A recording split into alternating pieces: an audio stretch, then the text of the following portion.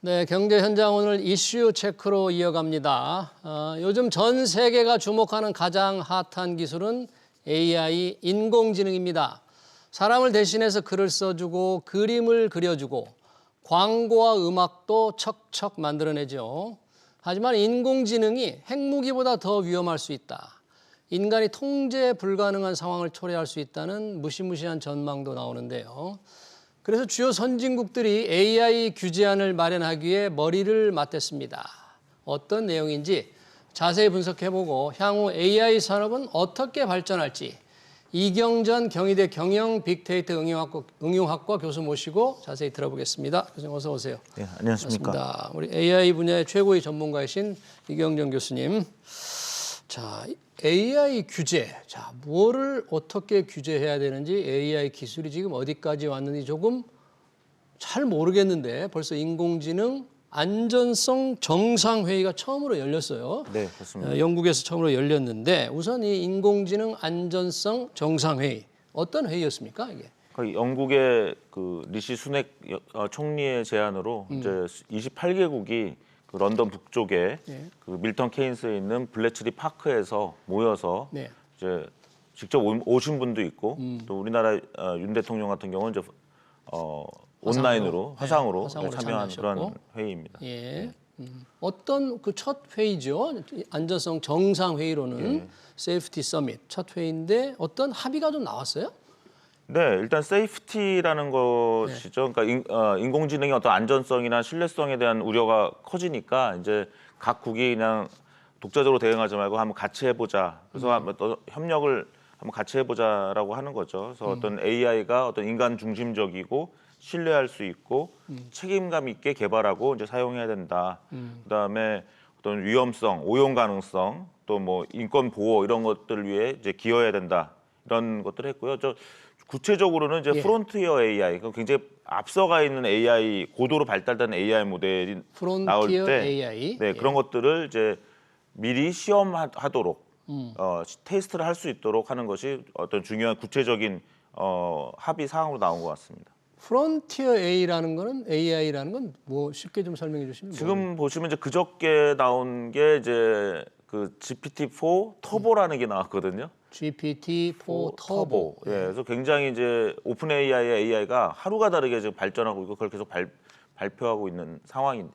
예, 그런 것들이 지금 제가 판단하기엔 스탠포드대 학부생 수준의 이제 지능을 갖고 있거든요. 스탠포드대 학부생 수준의 그런 높은 지능을 가지고 있다. 네, 그러니까 저는 이미 있던 초지능 시대라든가 특이점이 왔다라고 얘기를 하기 시작했거든요. 특이점이 왔다. 예, 이미 스탠포드대 학부생 수준의 AI를 우리가 한 달에 20불만 내면 전 세계 사람이 쓸 수 있는 그런 시대가 됐고 걔는 그러한 과정에서 점점 더 발전할 것이기 때문에 이제 혹시 걔가 뭐 의식을 갖는 거 아니야? 뭐 이런 좀 사람들의 어떤 고민이 있고 이것을 또 악용하는 거 아니야? 이런 어떤 부분이 있기 때문에 이제 AI 세이프티 회의가 나오고 이거 이제 어떤 이런 가장 앞서간 AI에 대해서는 좀 각 나라가 같이 점검해야 되는 거 아니냐 이러한 의견들이 나오고 있는 상황입니다. 예, 그러니까 AI 기술 발전이 어떤 막대한 피해를 줄 우려도 있다. 그러니까 미리 뭔가 규제, 규범을 마련하자. 그런데 이게 국가 간의 협력으로 만들 수 있는 거예요? 이게?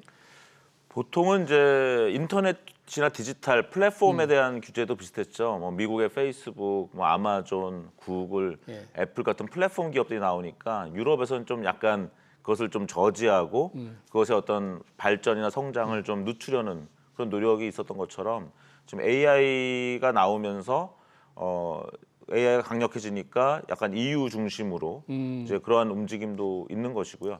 또 한편으로는 근데 오픈 AI처럼 아주 지금 현재 1등 기업들은 이런 규제를 반기는 측면도 있습니다.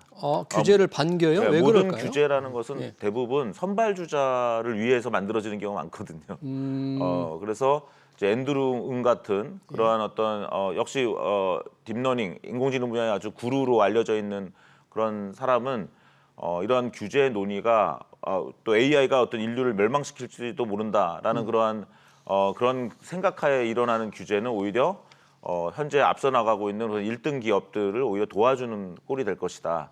도와주는 꼴이 될 수 있다. 그렇게 또 우려하고 있기도 합니다. 아까 말씀하실 대로 AI가 발전하면 미래를 위협하는 정말 공포감을 줄 정도로 걱정스럽다. 이렇게 걱정하는 분도 좀 우려하는 분도 있잖아요. 네네. 교수님도 그렇게 보십니까? 저는 그렇게 보지 않습니다. 일단 왜 그렇게 생각하는 분들에 대한 얘기를 하면 대표적인 것이 이제 옥스퍼드 대학 교수인 닉 보스트롬이 슈퍼 인텔리전스라는 책을 써서 AI가 굉장히 발전하면 얘가 이 세계의 발전에 이 인류 호모사피엔스는 별로 필요가 없는 존재라는 걸 인식하게 된다는 거예요. 얘네들은 맨날 전쟁하고 살인하고 뭐 동물을 파괴하고 환경을 파괴하기 때문에 호모사피엔스가 없어져야 될 거라는 인식에 도달하게 되고 그래서 이제 인류를 공격하는데 얘가 너무 똑똑하니까 함부로 공격했다간 자기가 반격당할 걸 알 것이기 때문에 굉장히 오랫동안 철저한 준비를 해서 일거에 이제 기습 공격을 할 것이다. 인류를. 네, 그것이 이제 그 닉 보스트롬의 슈퍼 인텔리전스 책에서 얘기하고 있는 것입니다. 그래서 일론 머스크는 그런 걸 대비해서 자기의 그 스타링크라는 그 독자적 인터넷도 있고 자기 로켓이 있잖아요. 스페이스 X. 그걸 가지고 결국은 그때 초거대 AI가 만약 반란을 일으키면 초거대 AI의 몸이라는 건 결국은 데이터 센터거든요. 데이터 센터는 전 세계에 몇 개 없으니까 데이터 센터를 미리 파악해놓고 거기를 폭격하면 된다라고까지 일론 머스크. 그런 대책을 그러려면 자기 제품 두 개를 써야 되는 거죠. 스타링크랑 스페이스 X를 써야 되는 거죠. 일종의 이제 또 영업을 하는 것인데 이제 그런 논의들이 이제 있는 거죠. 그러면 결국은 AI는 하나의 그냥 자판기와 같은 도구라는 시각이 있고 얘가 발전하면 의식을 가질 것이고 뭔가 이제 우리를 공격하게 될 것인데 우리는 얘보다 이미 지능이 못한 존재이기 때문에 얘는 그걸 알아차리게도 안 할 것이다. 뭐 이런 것들입니다. 그래서 AI가 어떤 의식을 가질 거냐 말 거냐라는 중요한 어떤 과학적 전망에 따라서 또 이런 것도 있고요. 하지만 저는 의식을 가진다는 게 AI가 사람처럼 이제 판단을 한다 이런 거네요. 이미 판단은 하고 있는데 얘가 나는 로봇이고 쟤는 인간이다라는 그런 구분하는 의식을 가질 것이냐. 단지 우리가 집어넣으면 자판기처럼 누르면 돈 넣고 누르면 나오는 그냥 기계일 뿐인가. 그래서 저는 아직까지 그런 기계가 의식을 가질 것이라는 증거가 없으므로 그런 것은 비과학적 주장이라고 얘기하는데 여러분 제프리 힌튼 같은 좀 딥러닝의 아버지 같은 분은 최근에 CBS 인터뷰에서 지금은 의식을 갖고 있지만 곧 의식을 가질 것이다라고 또 얘기를 하셨거든요. 그러니까 이제 상당히 이제 두려움을 주변에서 갖게 되는 것인데 아무리 그렇다 하더라도 저는 아직도 기계가 의식을 가진다라는 증거는 없다. 오히려 기계가 의식을 가지거나 가지지 않거나 상관없이 그 AI를 사용하고 소유하는 사람들이 착해야 되잖아요. 그다음에 그 사람들이 뭔가 잘못했을 때 법적 제재를 가해야 되고 그것이 주는 어떤 위험성이나 피해가 있을 때 그것을 고칠 수 있는 민주화된 법치주의와 민주주의, 그다음에 시장 경제를 우리가 국권이 갖고 있으면 충분히 해결해 나갈 수 있는 문제라고 생각하고 있기도 합니다. 일론 머스크 얘기를 잠깐 했는데 일론 머스크 본인이 뭐 AI가 핵무기보다 더 위험할 수 있다 이런 뭐 경고를 했잖아요. 그건 어떤 걸 상정하고 얘기했을까요? 핵무기가 스스로 의식을 가져서 우리 인류를 공격하지는 않죠. 근데 핵무기가 어떠한 테러 집단이라든가 민주성을 담보하지 못하는 집단이 갖게 될 경우에는 위험할 것이고 그런 어떤 일종의 그 악의 존재들이 핵무기를 소유하고 나머지 존재들은 굉장히 만약 미약해져 있다면 큰 문제가 되겠죠. 그래서 오히려 AI를 누가 소유하고 AI가 얼마나 민주화되느냐의 문제라고 볼 수 있습니다. 그런데 재미있는 것은 일론 머스크는 지난 봄에만 해도 AI를 절대 개발하지 말자고 하는 서명에 사인도 했거든요. 개발하지 말자. 그런 위험성이 있기 때문에. 그런데 그저께 한 3일 전이죠. 11월 4일이네요. 정확하게는. X.AI라는 그 기업을 만들었는데 6개월 전에. X.AI. 6개월 전쯤에 만들었는데 이번에 그락이라는 AI 서비스를 이미 출시했습니다.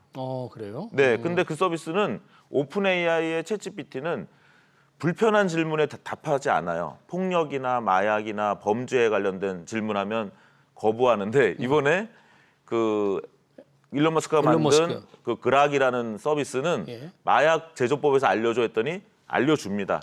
단지 이거 알려주는데 너가 실행하면 안 돼. 그러니까 표현의 자유가 굉장히 극대화된 AI를 또 내놓고 있거든요. 그래요? 그러면 사람들은 어떤 AI를 쓸 것인가, 표현의 자유가 많은 AI를 쓸 대답 어떤 질문에서 대답 안 하는 AI를 쓸 것인가 생각해 보면 상업적으로는 일론 머스크의 그락을 또 사용할 수도 있는 것이죠. 그러네요. 네, 그래서 일론 머스크는 늘 좀 약간 말과 모순된 행동을 하고 있기도 합니다. 네. 지금 일론 머스크의 이 AI에서 마약 제조법 알려달라고 알려준다는데 우리 일상생활에서 다양하게 AI가 사용되고 있지 않습니까? 현재 많은 분야에서 우리 편리함도 있고 정보도 되고 참 괜찮은데 지금 나타나고 있는 걱정이나 불안감은 어떤 것들이고 현실에서 보고 있는 조금 부작용들은 뭐가 있어요, 현재? 일단 지금 스탠포드 대학 학부생 수준의 AI가 나와버렸기 때문에 사람들이 거기 의존할 수 있죠.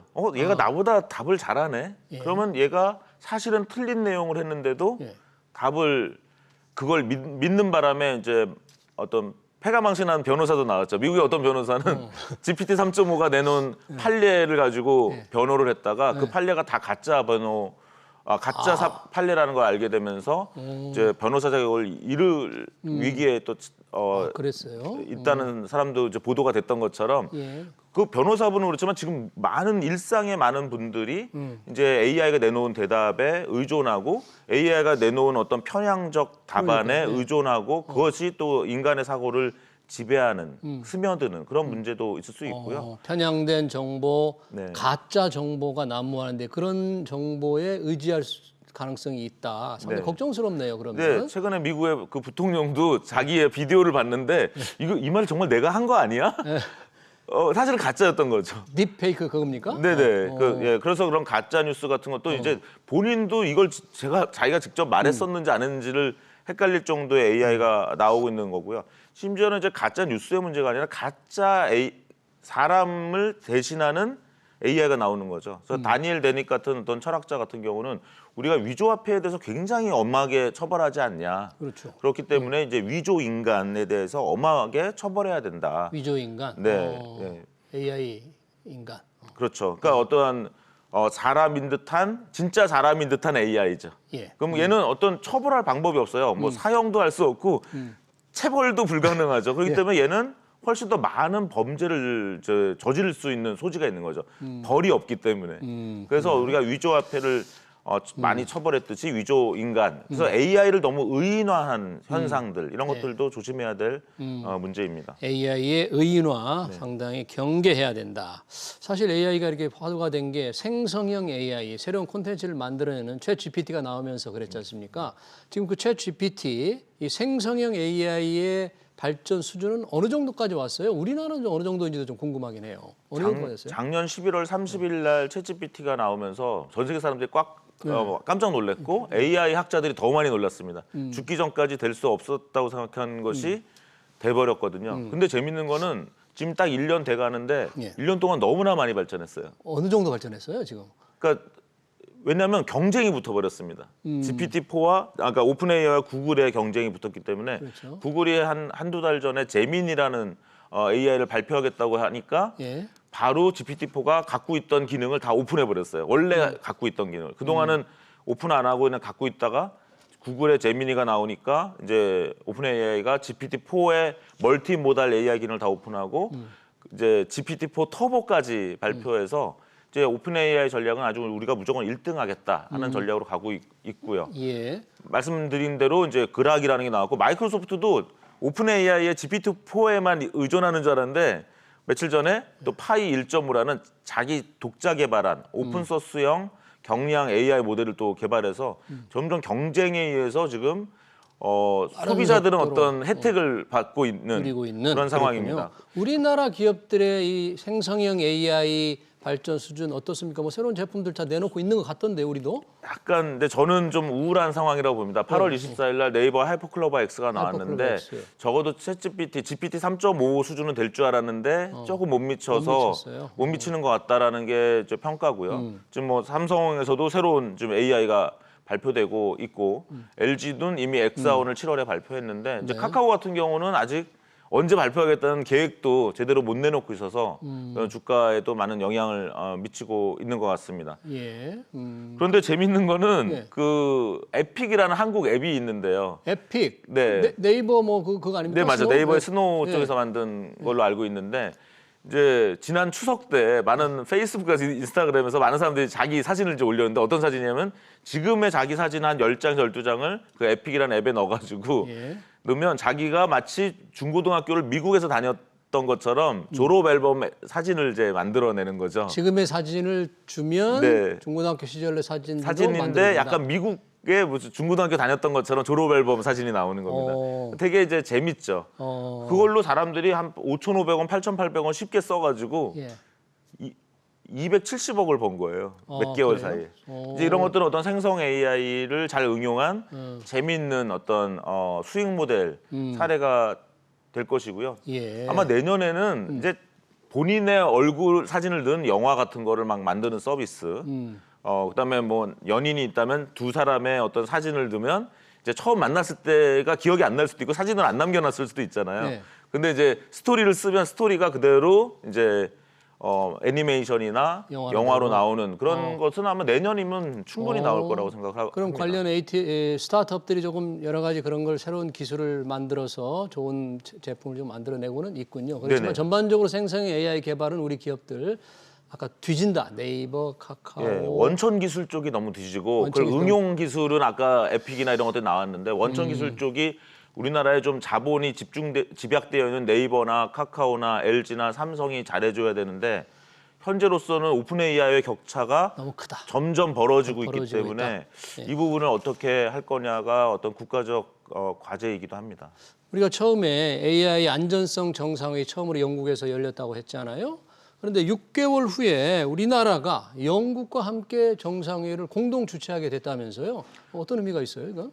좋은 소식이죠. 일단 영국이 주창했는데 누가 좀 잘 이렇게 같이 하자 했는데 한국이 아마 손을 잡아준 거고, 그래서 이제 6개월 후에 미니 정상회의를 해서 미니 한국이 정상회의. 마치 이제 간사처럼 될 수 있겠죠. 영국이 주창했지만 한국이 뭐 실무를 만든다든가 예. 이렇게 하면 어떤 정책적인 주도를 할 수 있고 한국의 어떠한 생각을 또 내놓을 수 있는 중요한 기회가 될 수 있다고 생각을 합니다. 네. 특히 이제 윤석열 대통령이 9월달에 디지털 권리 장전을 발표했는데 이번에도 이제 안전성 회의에 그걸 얘기했는데 저는 그게 좋은 것 같아요. 왜냐하면 AI가 위험하니까 뭐 이걸 좀 규제하자 이거보다는 AI로 더 좋은 사회의 가치를 만들자가 사실 더 중요한 거 아니겠습니까?